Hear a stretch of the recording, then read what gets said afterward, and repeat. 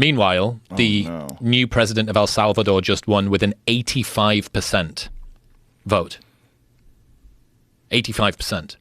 So El Salvador went from having the highest murder rate in the world to now the highest incarceration rate in the world. Whoa. This guy is locking up everyone. They have a brand new 40,000 person prison that's the size of 7 football stadiums. Whoa. Jamie, have a look at this this football stadium thing. It is wild what they've done. And he's cleaned up the streets. He's gone super aggressive. There's some dangers of what he's done, which is they're being very indiscriminate with who gets convicted.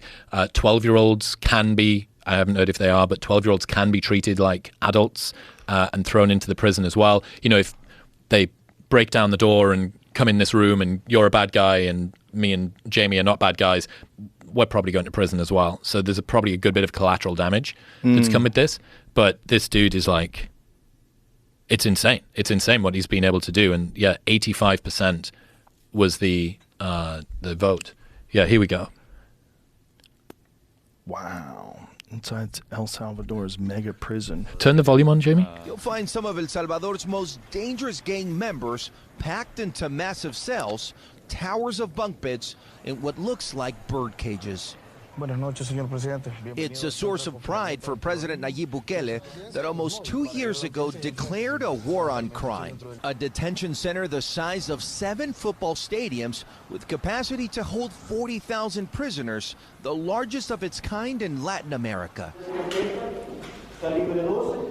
Known as the Center for Terrorism Confinement, it opened its doors in 2023 after the government declared a state of emergency. The move limiting civil rights. Look at the tattoos, dude. Look at that. Tens of thousands of gang members. Wow. The director says the detainees have to sleep on hard surfaces to avoid giving them mattresses that could be used to hide objects. Their diet consists of simple meals that repeat every day. Beans, rice, 1 hard egg in the morning. El menú del desayuno se repite en la cena. El almuerzo lo único que cambia un poquito de pasta y arroz. Wow. Yeah.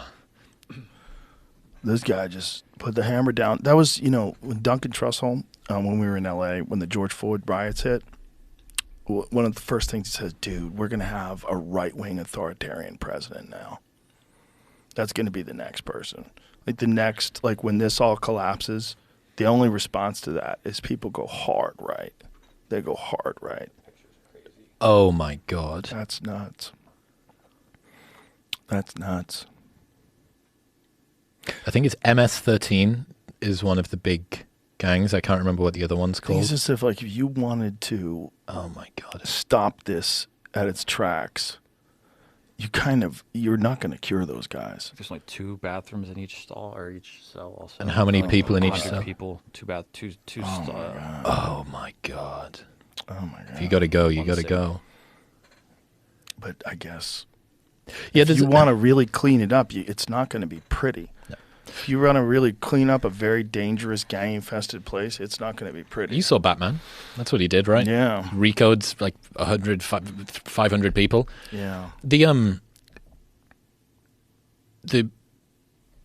insight around during a time of upheaval and uncertainty, looking for a more dominant leader and more authoritarian leader, that has roots in evolution as well. So this is something that Will Storr talks about, which is there's multiple routes to status. There's fewer routes to leadership. So there tends to be 2, one being dominance and the other being prestige.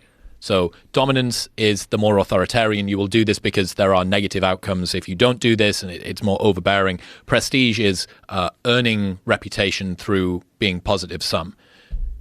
During times of war and strife, tribes would look for a more dominant leader because you have threat from the outside. So you're going to have someone that's going to be aggressive. They're going to lean in. They're going to try and fix this problem. Of course, that's going to be who you choose. Problem is, if you have someone who is a dominant leader for times of war, when it becomes a time of peace, that dominant leader isn't just going to step aside. They're dominant. They're going to hold on to this power. They've usually managed to embed themselves. They've got sycophants. They've got a distribution network of people that can help to enforce their rule. That's the problem that you have. But this absolutely has its roots evolutionarily.